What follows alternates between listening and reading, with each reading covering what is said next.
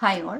ഇപ്പോൾ കഴിഞ്ഞ ദിവസം ഞാൻ ഒരു വീഡിയോ ഇട്ടിട്ടുണ്ടായിരുന്നു. ഞാൻ ഏതൊക്കെ മെറ്റീരിയൽസ് യൂസ് ചെയ്തിട്ടാണ് പഠിച്ചത്, പിന്നെ ഏതൊക്കെ പ്ലാറ്റ്ഫോംസ് ഒക്കെ യൂസ് ചെയ്തു എന്ന്. അപ്പം എനിക്ക് അതൊക്കെ ഇട്ട് കഴിഞ്ഞപ്പോൾ എനിക്ക് കുറേ ഡൗട്ട്സ് വന്നു. ഇത് കണ്ടിട്ട് ആർക്കെങ്കിലും മോട്ടിവേഷനേക്കാൾ ഉപരി ഡീമോട്ടിവേഷൻ, കുറച്ചധികം കൂടുതലും ഡീമോട്ടിവേഷൻ ആയിരിക്കും. ഇത്രയും ബുക്സ് എൻ്റെ കയ്യിലില്ലല്ലോ, അല്ലെങ്കിൽ ഇത്രയും പ്ലാറ്റ്ഫോംസ് മേടിക്കാൻ എനിക്ക് ക്യാഷ് ഇല്ലല്ലോ, അങ്ങനെ ചിന്തിച്ചാൽ കുറച്ചധികം ആൾക്കാരുണ്ടായിരിക്കുമെന്ന് എനിക്ക് തോന്നുന്നു. അപ്പം ഞാൻ നിങ്ങളോട് ആദ്യമേ പറയാം, നമുക്ക് എല്ലാവർക്കും നമ്മുടേതായ ഒരു സ്ട്രാറ്റജി വേണം. അപ്പം എൻ്റെ കയ്യിൽ ഇത്രയും ആപ്സ് ഉണ്ട്, അത് വെച്ച് പഠിച്ചാൽ മാത്രമേ കിട്ടുള്ളൂ, അല്ലെങ്കിൽ ഇത്രയും റാങ്ക് ഫയൽസ് ഉണ്ട്, അല്ലെങ്കിൽ ഇത്രയും മെറ്റീരിയൽസ് ഉണ്ട്, ഇങ്ങനത്തെ ഒന്നും ചിന്തയൊന്നും ആർക്കും വേണ്ട. കാര്യം എന്താണെന്ന് വെച്ച് കഴിഞ്ഞാൽ, നമ്മുടെ കയ്യിൽ ഒത്തിരിയും ബുക്സും ഒത്തിരിയും പ്ലാറ്റ്ഫോംസും ഒക്കെ എടുത്തിട്ട് ഒരു റാങ്ക് ലിസ്റ്റിൽ പോലും വിടാത്ത ആൾക്കാരും ഉണ്ട്. അതുപോലെ തന്നെ ഒറ്റ പ്ലാറ്റ്ഫോം കൊണ്ട് മാത്രം റാങ്ക് ലിസ്റ്റിൽ പെട്ട ആൾക്കാരും ഉണ്ട്. പെട്ട മാത്രമല്ല, ജോലി കയറിയ ആൾക്കാരുണ്ട്. ഇപ്പം നമ്മൾ PSC ഫീൽഡിൽ നിൽക്കുമ്പോൾ നമുക്കറിയാം ആരൊക്കെ, ഇപ്പം എൻ്റെ കൂടെയുള്ള ഫ്രണ്ട്സ് ഏതൊക്കെ പ്ലാറ്റ്ഫോംസ് യൂസ് ചെയ്തു, അല്ലെങ്കിൽ ആരൊക്കെ റാങ്ക് ഫയലും SCRTയും വെച്ച് മാത്രം പഠിച്ചിട്ട് കയറിയിട്ടുണ്ട്. അങ്ങനെ നമുക്ക് കുറച്ചധികം ആൾക്കാരുടെ ഒരു കമ്മ്യൂണിക്കേഷൻ ഉണ്ടായിരിക്കുമല്ലോ. അപ്പം അതുകൊണ്ട് എൻ്റെ വീഡിയോസ് കണ്ടിട്ട് ഞാൻ ഇത്രയും പ്ലാറ്റ്ഫോംസ് യൂസ് ചെയ്തുകൊണ്ടാണ് കിട്ടിയത്, അങ്ങനെയൊന്നുമില്ല. അപ്പം എനിക്ക് നിങ്ങളോട് പേഴ്സണലി പറയാനുള്ളത്, ഒരു സയൻസ് ബാക്ക്ഗ്രൗണ്ടുള്ള ഒരാളെ സംബന്ധിച്ചിടത്തോളം അയാൾക്ക് എനിക്ക് തോന്നുന്നു ഒരു റാങ്ക് ഫയലും 10th ലെവൽ എക്സാം ക്രാക്ക് ചെയ്യുക, ഒരു റാങ്ക് ഫയലും SCRT ടെക്സ്റ്റ് ബുക്കും, പിന്നെ maths, English, Malayalam, current affairs, ഇത്രയും കാര്യങ്ങൾ നിങ്ങൾ നോക്കുകയാണ്, നിങ്ങൾക്ക് ഉറപ്പായിട്ടും നല്ല ടോപ്പ് റാങ്കിൽ എത്താൻ പറ്റും. അതിന് ഏതെങ്കിലും പ്ലാറ്റ്ഫോം എടുക്കണമെന്നില്ല. ഇപ്പം എന്നെ സംബന്ധിച്ച് എനിക്ക് സയൻസ് സബ്ജക്ട്സ് കുറച്ച് വീക്കായിരുന്നു, അതുപോലെ തന്നെ മാത്സും വീക്കായിരുന്നു. അപ്പോൾ എനിക്ക് അതിനെന്തായാലും ക്ലാസ് വേണമെന്നുണ്ടായിരുന്നു. അതുകൊണ്ട് ഞാൻ പിന്നെ മോക്ക് ടെസ്റ്റ് എഴുതാനും ഒക്കെ എനിക്ക് ക്ലാസ് ഇത് വേണമായിരുന്നു. അതുകൊണ്ടാണ് ഞാൻ ഓരോ പ്ലാറ്റ്ഫോംസ് എടുത്തത്. പിന്നെ കറണ്ട് അഫയേഴ്സ് ചില ആൾക്കാർക്ക് ഡെയിലി എഴുതാൻ പറ്റും. എന്നെ സംബന്ധിച്ച് ഞാൻ എത്ര തവണ ശ്രമിച്ചിട്ടും എനിക്ക് കറണ്ട് അഫയേഴ്സ് എഴുതിയെടുക്കാൻ പറ്റിയില്ല. അതുകൊണ്ടാണ് ഞാൻ ഇപ്പോൾ വൊക്കാബ് സ്പീഡിയ പോലുള്ള കോച്ചിങ് സെൻറ്റേഴ്സിൽ ക്ലാസ് എടുക്കുകയും അവരുടെ നോക്കി കറണ്ട് അഫയേഴ്സ് പഠിക്കുകയൊക്കെ ചെയ്തത്. അപ്പം നിങ്ങൾ ഒരിക്കലും നിങ്ങളുടെ കയ്യിൽ ക്യാഷ് ഇല്ല എന്നുള്ളത് ചിന്തിച്ചിട്ട് ഇതിന് കുറേ പ്ലാറ്റ്ഫോംസ് എടുക്കേണ്ടി വരും എന്നൊന്നും ചിന്തിക്കരുത്. നിങ്ങളുടെ കയ്യിൽ ഏത് പ്ലാറ്റ്ഫോമാണോ ഉള്ളത് ആ പ്ലാറ്റ്ഫോമും റാങ്ക് ഫയലും SCRTയും maths, English, Malayalam, current affairs ഇത്രയും പഠിക്കുവാണെങ്കിൽ നിങ്ങൾക്ക് ഈസി ആയിട്ട് 10th ലെവലിൽ ക്രാക്ക് ചെയ്യാൻ പറ്റും. പിന്നെ എനിക്ക് പറയാനുള്ള കാര്യം, എൻ്റെ കൂടെ എനിക്ക് Gmailൽ കുറച്ചധികം മെസ്സേജ് വന്നിട്ടുണ്ടായിരുന്നു. എത്ര സമയം വേണമെങ്കിലും പഠിക്കാൻ തയ്യാറാണ്, പക്ഷെ PYQ എഴുതിയിട്ട് മാർക്ക് കൂടുന്നില്ല. അപ്പോൾ എനിക്ക് തോന്നിയിട്ടുള്ളൊരു കാര്യം, നിങ്ങൾ എത്ര സമയമോ അല്ലെങ്കിൽ എത്ര മണിക്കൂറോ പഠിക്കുന്നു എന്നുള്ളതിൽ യാതൊരുവിധ കാര്യമില്ല. കാരണം എനിക്ക് തോന്നുന്നില്ല എനിക്ക് തോന്നുന്നു മാക്സിമം ഒരു ദിവസം ഫുൾ ടൈം പഠിക്കുന്നവർക്ക് ഒരു 9 hours ഒക്കെ ഒരു 8 hours അത്രയൊക്കെ കോൺസെൻട്രേഷനോട് കൂടി പഠിക്കാൻ പറ്റുള്ളൂ എന്ന് എനിക്ക് തോന്നുന്നു. എൻ്റെ കാര്യത്തിൽ അങ്ങനെയായിരുന്നു. ഞാൻ നിങ്ങളോട് പറഞ്ഞിട്ടുണ്ടായിരുന്നു ടൈം ടേബിൾ ഇപ്പോൾ ഞാൻ 3 തൊട്ട് ഒരു 7 മണി വരെ പഠിക്കുമെന്ന്. അപ്പം 4, 5, 6, 7 4 മണിക്കൂർ. ആ 4 മണിക്കൂറിനകത്ത് എനിക്കൊരു 3 മണിക്കൂർ മാത്രമേ പ്രൊഡക്റ്റീവായിട്ട് യൂസ് ചെയ്യാൻ പറ്റുള്ളൂ. ബാക്കി 1 hour നമ്മളൊക്കെ ഇടയ്ക്ക് നമ്മുടെ കോൺസെൻട്രേഷൻ പോകും. അത് ആരുടേതാണെങ്കിലും പോകുമെന്നാണ് എൻ്റെ വിശ്വാസം. അപ്പോൾ ഞാൻ ഇടയ്ക്ക് ഞാൻ ചുമ്മാ ബുക്കിൽ കുത്തി വെച്ച് അങ്ങനെയൊക്കെ എനിക്ക് 1 മണിക്കൂർ അങ്ങ് പോകും. അതുപോലെ പിന്നെ എൻ്റെ അടുത്ത ഷിഫ്റ്റ് 8:15 സ്റ്റാർട്ട് ചെയ്യുമായിരുന്നു. പിന്നെ ഒരു 11 മണി വരെയൊക്കെ അവിടെ എൻ്റെ 1 മണിക്കൂർ പിന്നെയും പോകുമായിരുന്നു. കാരണം നമ്മൾ ഓട്ടോമാറ്റിക്കായിട്ട് കുറച്ച് സമയം നമ്മുടെ മൈൻഡ് ഔട്ട് ആവാം, അങ്ങനെ എന്തെങ്കിലുമൊക്കെ നമ്മൾ ചെയ്യും. മനസ്സിലായോ? അല്ലാതെ ഫുൾ ടൈം പഠിക്കുക അത്രയും അതിൻ്റെ പ്രൊഡക്റ്റീവ് സമയം. പിന്നെ അത് കഴിഞ്ഞ് PYQ ചെയ്യുന്ന സമയമായിരുന്നു. ഉച്ചതൊട്ട് PYQ ചെയ്യുന്ന സമയം, പിന്നെ മാത്സ് പഠിക്കുന്ന സമയം, ഇംഗ്ലീഷ് പഠിക്കുന്ന സമയം. ഈ സമയമൊക്കെ എന്ന് പറയുന്നത് നമുക്കിങ്ങനെ GK പഠിക്കുന്ന അത്ര കോൺസെൻട്രേഷൻ വേണമെന്ന് എനിക്ക് തോന്നിയിട്ടില്ല. PYQ ചെയ്യുക, അത് കണ്ടുപിടിക്കുക, അപ്പോൾ നമ്മുടെ ബ്രെയിൻ എൻഗേജ്ഡ് ആയിരിക്കും. മനസ്സിലായി? ഇങ്ങനെ കാണാൻ പഠിക്കുമല്ലോ. അപ്പം അങ്ങനെയാണ് ഞാൻ ഫോളോ ചെയ്തത്. പിന്നെ ഒരിക്കലും ഞാൻ 3 മണിക്ക് എണീറ്റിപ്പം ഞാൻ ഇത്രയും ഒരു അത്യാവശ്യമായിട്ട് വീഡിയോ ചെയ്യാൻ കാര്യം, എൻ്റെ കേട്ട് ആരെങ്കിലും ഡീമോട്ടിവേറ്റ് ആയിട്ടുണ്ടെങ്കിൽ അവരുടെ മൈൻഡ് മാറ്റാൻ വേണ്ടിയിട്ടാണ്. അപ്പം ഞാൻ പറഞ്ഞു ഞാൻ 3 മണി തൊട്ട് പഠിക്കുമെന്ന്. അപ്പം എല്ലാവരെ സംബന്ധിച്ച് ഈ 3 മണി പ്രാക്ടിക്കലായിരിക്കില്ല. കാരണം ചിലർക്ക് രാത്രി ഇരിക്കാനാണ് പറ്റുന്നത്. ഇപ്പം എനിക്ക് രാത്രി ഇരിക്കാൻ പറ്റില്ല. അപ്പം എൻ്റെ മോള് കിടന്നുറങ്ങുമ്പോൾ ഞാൻ കൂടെ കിടന്നുറക്കണമായിരുന്നു.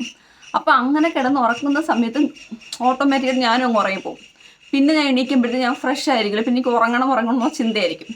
അപ്പോൾ അതുകൊണ്ടാണ് ഞാൻ എന്താ പറയുക, രാവിലത്തെ സമയം ചൂസ് ചെയ്യാൻ കാര്യം കേട്ടോ.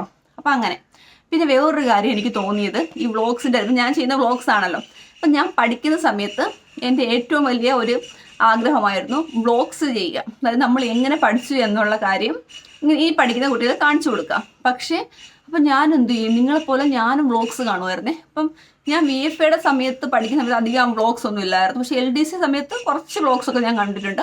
പക്ഷേ ഇപ്പോൾ എനിക്ക് തോന്നുന്നു ഒരുപാട് വ്ളോഗ്സ് ഉണ്ട്. PSCയുടെ എല്ലാവരും വ്ളോഗ്സ് ചെയ്യുക.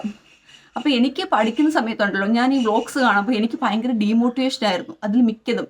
കാരണം എന്ന് വെച്ച് കഴിഞ്ഞാൽ എനിക്ക് തോന്നുന്നു ആ സമയത്ത് ഞാൻ കണ്ട എനിക്ക് വളരെ 2-3 വ്ളോഗ്സ് മാത്രം ഞാൻ കാണും. പക്ഷെ അതെനിക്ക് ഡീമോട്ടിവേഷനാണ് ആ വ്ളോഗ്സ്. ആ 2-3 വ്ളോഗ്സ് എനിക്ക് ഭയങ്കര ഡീമോട്ടിവേഷനാണ്. എന്നിട്ട് ഞാൻ പോയി കാണും, എന്ന് വെച്ചാൽ മറ്റുള്ളവർ എന്ത് ചെയ്യുമോ എന്ത് പഠിക്കുമോ എന്നറിയാൻ വേണ്ടി. പക്ഷെ എനിക്ക് ഭയങ്കര ഡീമോട്ടിവേഷൻ ആയിരുന്നു. കാരണം അപ്പം ഞാനിത് വ്ളോഗ്സ് കണ്ട് ഞാൻ എൻ്റെ ഹസ്ബൻഡിനോട് പറയുമായിരുന്നു, ഇവരൊക്കെ ഇങ്ങനെ പഠിക്കുവാണല്ലോ, ഇവരുടെ അടുത്ത് ഞാൻ എങ്ങനെയാണ് പിടിച്ച് നിൽക്കുന്നത് എന്നുള്ള ടെൻഷനായിരുന്നേ. അപ്പം ഇവർ പഠിക്കുന്നത് വെച്ച് കഴിഞ്ഞാൽ ഇവരെന്താ ചെയ്യുന്നത്, ഇവരിങ്ങനെ വീഡിയോയിൽ പറയും ഞാൻ ഇന്ന സബ്ജക്റ്റ് പഠിച്ചു കഴിഞ്ഞു, റിവിഷൻ നടത്തി ടിക്കറ്റ് അങ്ങനെ മാറ്റി വെച്ചേക്കുക, ഇങ്ങനെ പഠിച്ചു കഴിഞ്ഞല്ലോ, ഇനിയിപ്പം അടുത്ത സബ്ജക്റ്റ് റിവൈസ് ചെയ്യും, അത് പഠിച്ചു കഴിഞ്ഞു എന്നൊക്കെ പറയുന്നത് എനിക്ക് ഭയങ്കര ഡീമോട്ടിവേഷൻ. കാരണം എന്നെ സംബന്ധിച്ച് എനിക്ക് ഇപ്പോഴും വല്ല എക്കണോമിക്സോ പൊളിറ്റിക്സോ ഒരു സബ്ജക്റ്റ് ഞാൻ ഫുള്ള് പഠിച്ച് തീർത്തു എന്ന് പറയാൻ എന്നെ കൊണ്ട് പറ്റത്തില്ല. കാരണം എത്ര വട്ടം റിവൈസ് ചെയ്ത് കഴിഞ്ഞാലും എന്നെ സംബന്ധിച്ച് എനിക്ക് പറയാൻ പറ്റത്തില്ല, ഞാൻ LDCക്ക് വേണ്ടി ഇന്ന സബ്ജക്റ്റ് പഠിച്ചു കഴിഞ്ഞു, അതിൻ്റെ റിവിഷനും ഞാൻ നടത്തി എന്ന് പറഞ്ഞ് കംപ്ലീറ്റ് ഒതുക്കാൻ എനിക്ക് പറ്റുന്നില്ല. കാരണം നമ്മൾ എത്ര പഠിച്ചാലും പിന്നെയും റിവൈസ് ചെയ്യുക എന്നുള്ളതല്ലാതെ കംപ്ലീറ്റ് ആയിട്ട് ചെയ്ത് തീർത്തു എന്ന് പറയാൻ എനിക്ക് പറ്റിയിട്ടില്ല. അപ്പോൾ ഇത് കാണുമ്പോൾ ഞാൻ ഹസ്ബൻഡിനോട് ഇത് ഭയങ്കര എനിക്ക് പറ്റുന്നില്ല. അപ്പോൾ ചേട്ടനെ വഴക്കോ എന്തിനത് കാണാൻ പോകുന്നത്, അതായത് എനിക്ക് പഠിക്കാനുള്ള സമയം PYക്ക് ചെയ്യാനുള്ള സമയം, അതിൻ്റെ ഇടയ്ക്ക് വീഡിയോ ഒന്നും എടുത്ത് എഡിറ്റ് ചെയ്യുന്നവരെനിക്ക് ചിന്തിക്കാൻ വയ്യ. അപ്പോൾ ഈ പഠിക്കുന്ന കുട്ടികൾ എങ്ങനെയാണ് അതിൻ്റെ ഇടയ്ക്ക് വീഡിയോയും കൂടി എടുത്ത് ഇടുന്നത്? അവർ ഇവിടെ ഒന്നെങ്കിൽ അത് ഫേക്ക് ആയിരിക്കും, വെറുതെ പഠിക്കുന്നൊന്ന് കാണിക്കാൻ വേണ്ടിയിട്ടൊക്കെ ആയിരിക്കും എന്നൊക്കെ എന്നോട് ഹസ്ബൻഡ് എന്നെ മോട്ടിവേറ്റ് ചെയ്യുമായിരുന്നു. അപ്പം ഞാനും അങ്ങനെ ചിന്തിക്കാൻ തുടങ്ങി, ഈ പഠിക്കുന്നതിൻ്റെ ഇടയ്ക്ക് വീഡിയോസ് ഇടുക. പിന്നെ വേറൊരു കാര്യമുണ്ട്, നമ്മൾ വീഡിയോസ് ഇടുമ്പോൾ ഓട്ടോമാറ്റിക്കായിട്ട് നമ്മുടെ മനസ്സിലെ ചിന്ത അതിൻ്റെ വ്യൂസ് എത്ര ആയി, അതിന് എത്ര ലൈക്സ് കിട്ടി എന്നുള്ളൊരു ചിന്ത ക്രമേണ വരാറുണ്ടെന്ന് എനിക്ക് തോന്നുന്നുണ്ടേ. അപ്പം നമ്മുടെ PSCയുടെ ഇടയ്ക്ക് നമ്മൾ അനാവശ്യമായ ഒരു ബേർഡനും കൂടി എടുത്തു വെച്ചു, നമ്മുടെ വ്ളോഗ്സ് എന്ന് പറയുന്ന സാധനം. അപ്പം അത് കാണുമ്പോൾ പിന്നെ ഒരു കുട്ടിയുണ്ടല്ലോ ഇങ്ങനെ വ്ളോഗ്സിനകത്തൊക്കെ ബുക്സിലൊക്കെ നോട്ട്സൊക്കെ എഴുതി എന്താ പറയുക ഇങ്ങനെ അത് കൂടുതലും അങ്ങനെയൊക്കെ ചെയ്തു. അപ്പോൾ അത് കണ്ടിട്ട് ഞാനും കോപ്പി ചെയ്യാൻ തുടങ്ങി. അങ്ങനെ വ്ളോഗ്സ് അങ്ങനെ എന്താ പറയുക നോട്ട്സ് എഴുതി പഠിക്കാനൊക്കെ നോക്കി. എനിക്ക് ഭയങ്കര ഫെയിലിയർ ആയിരുന്നു, എനിക്ക് പറ്റുന്നതേ ഉണ്ടായിരുന്നില്ല.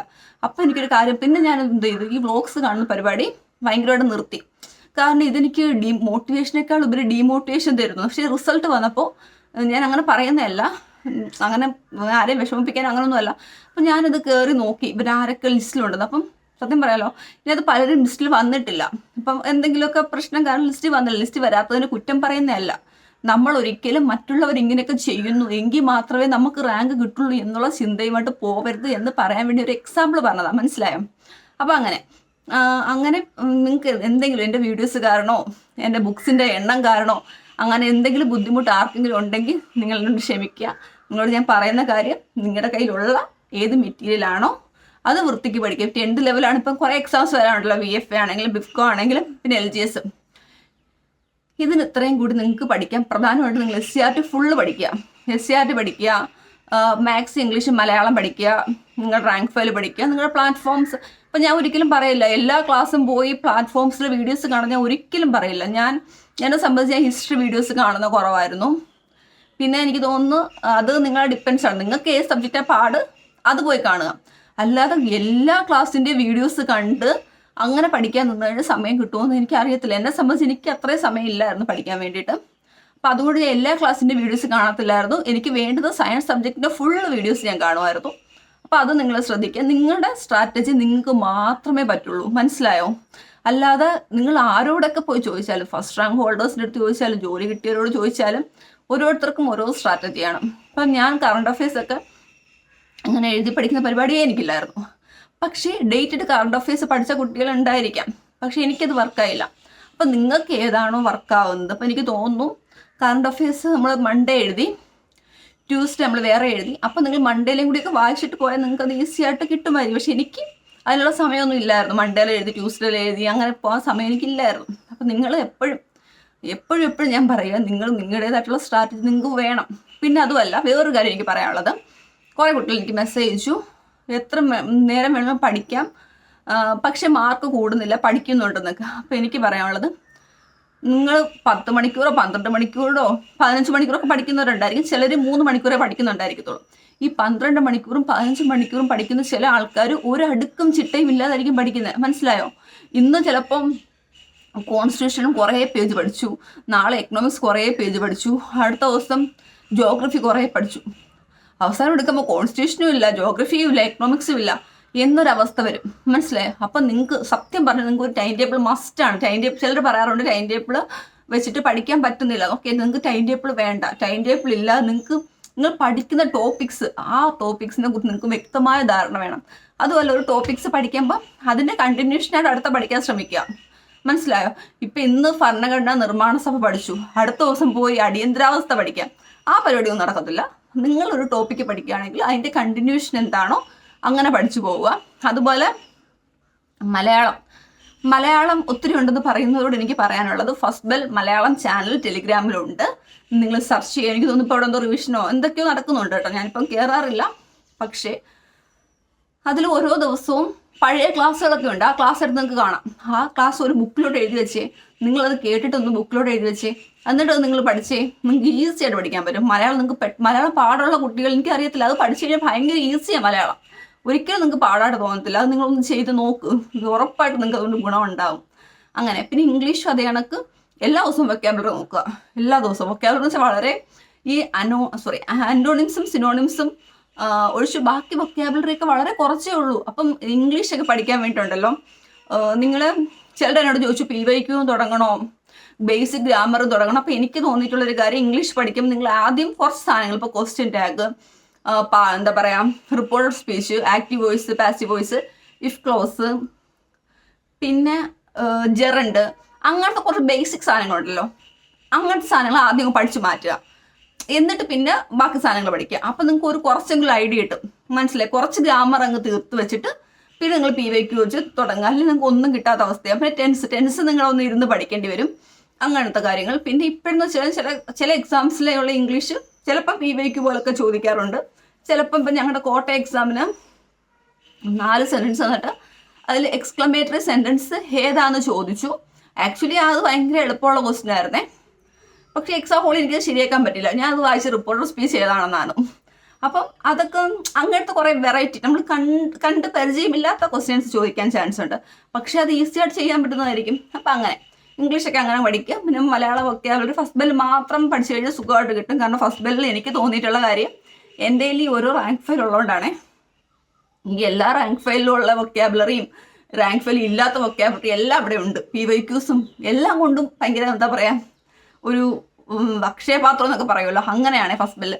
അപ്പോൾ നിങ്ങൾക്കത് അങ്ങനെ യൂസ് ചെയ്യും. നിങ്ങൾ ഒരു ദിവസം കൂടെ നിങ്ങൾക്ക് പഠിച്ചെടുക്കാൻ പറ്റത്തില്ല. ആദ്യം നിങ്ങൾ കുറച്ച് തുടങ്ങുക, ഒരടുക്കും ചിട്ടയോടെ. അതുപോലെ കറണ്ട് അഫയേഴ്സ് പഠിക്കുന്ന ആളും ഇന്ന് ജനുവരിയിലെ കറണ്ട് അഫയേഴ്സ് ഞാൻ പഠിക്കുമ്പോൾ ഒരു 3 ദിവസം ഞാൻ വൊക്കാബ്സിൻ്റെ മെറ്റീരിയലാണ് നോക്കി. അപ്പം ഞാൻ തീർക്കുന്നതെന്ന് വെച്ച് കഴിഞ്ഞാൽ, കറണ്ട് അഫയേഴ്സ് ജനുവരി ആണെങ്കിൽ ഒന്നെങ്കിലും ഒരു 4 ദിവസം കൊടുക്കും, ജനുവരി മാസം ഫുള്ള് പഠിക്കാൻ വേണ്ടിയിട്ട്. അപ്പം ഇന്ന് പഠിച്ച് നാളെ ഇത് പിന്നെയും വായിക്കുക. അല്ലെങ്കിൽ കറണ്ട് അഫയേഴ്സ് എനിക്ക് തോന്നിയിട്ടുള്ളൊരു കാര്യം, നിങ്ങൾ ഏറ്റവും പെട്ടെന്ന് മടക്കുന്ന സാധനം കറണ്ട് അഫയേഴ്സാണ്. അപ്പം നിങ്ങൾ അത് ഇന്ന് പഠിച്ചു, നാളെ പഠിച്ചു, വീണ്ടും വായിക്കുക. പിന്നെ വായിച്ചിട്ട് കിട്ടാത്ത സാധനം ടിക്കിടുക. മനസ്സിലായോ?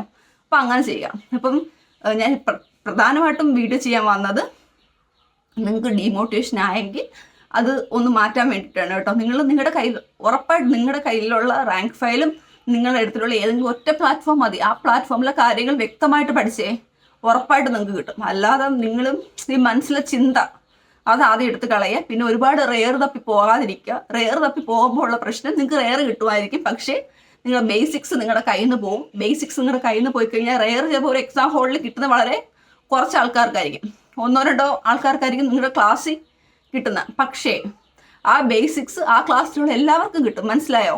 ആ ബേസിക്സിൽ നിങ്ങൾക്ക് നെഗറ്റീവ് അടിക്കുകയോ എന്തെങ്കിലും ചെയ്തു കഴിഞ്ഞാൽ എന്ത് പറ്റും? നിങ്ങളങ്ങ് പോവും ബാക്കിൽ. അപ്പോൾ നിങ്ങൾക്കുള്ള സാധനങ്ങൾ വ്യക്തമായിട്ട് പഠിക്കുക. ഓക്കെ.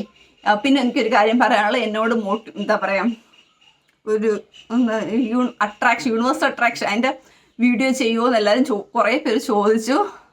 സത്യത്തിൽ ഞാൻ ചെയ്യാത്തതിൻ്റെ പ്രധാന കാരണം, അതെനിക്ക് സയൻറ്റിഫിക് ആയിട്ടോ അങ്ങനൊന്നും പറഞ്ഞു തരാൻ എനിക്ക് അറിയത്തില്ല. അതുകൊണ്ട് എനിക്കിപ്പോൾ ഞാൻ പഠിച്ച രീതി എനിക്ക് നിങ്ങളോട് വ്യക്തമായിട്ട് പറഞ്ഞു തരാൻ പറ്റും. അല്ലാതെ എനിക്ക് അറിയാത്തൊരു കാര്യം ഞാൻ ഒരു വീഡിയോ ആയിട്ട് ചെയ്യുമ്പോൾ അത് എത്രത്തോളം എഫക്റ്റീവ് ആവുമെന്ന് എനിക്ക് അറിയത്തില്ല. എന്നോട് ഷോർട്സ് ആയിട്ട് ചെയ്താലും മതിയെന്ന് പറഞ്ഞു. പക്ഷേ എനിക്ക് അറിയാത്തതുകൊണ്ട് ഒരു കൺഫ്യൂഷൻ. ഞാനത് നോക്കാം കേട്ടോ. അടുത്ത വീഡിയോ പറ്റുവാണെങ്കിൽ ഞാൻ ആ വീഡിയോ ഇടാൻ ശ്രമിക്കാം. അപ്പോൾ ഇത്രയേ ഉള്ളൂ. അപ്പം ഓക്കെ, എന്തെങ്കിലും ഡൗട്ടോ എന്തെങ്കിലും കാര്യം ഉണ്ടെങ്കിൽ നിങ്ങൾക്ക് കമൻറ്റ് ചെയ്യാം. ഉറപ്പായിട്ടും ഞാൻ അതിൻ്റെ ഒരു വീഡിയോ ചെയ്യുന്നതായിരിക്കും. അപ്പം എല്ലാവരും പഠിക്കുക. All the best. Thank you.